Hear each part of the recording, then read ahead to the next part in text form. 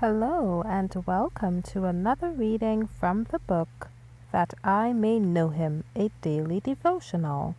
Today's reading is entitled In God's Workshop, May 24th. Ye also, as living stones, are built up a spiritual house and holy priesthood to offer up spiritual sacrifices acceptable to God by Jesus Christ. 1 Peter 2, verse 5. The Word of God has served as a mighty cleaver to separate the children of God from the world. As they are taken out of the quarry of the world, they are as rough stones, unfit for a place in the glorious temple of God.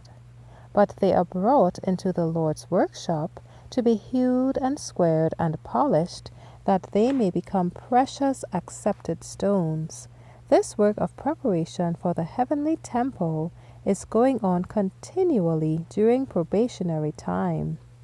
We are naturally inclined to desire our own way and will, but when the transforming grace of Christ takes hold upon our hearts, the inquiry of our souls is, Lord, what wilt thou have me to do? When the Spirit of God works within us, we are led to will and to do the Lord's good pleasure, and there is obedience in heart and action. Christians are to be God's noblemen who will never grovel in bondage to the great adversary of souls, but will bind themselves to God, catching inspiration from Him whom they love, who is high and lifted up. The soul that loves God rises above the fog of doubt. He gains a bright, broad, deep, living experience and becomes meek and Christ-like. His soul is committed to God, hid with Christ in God.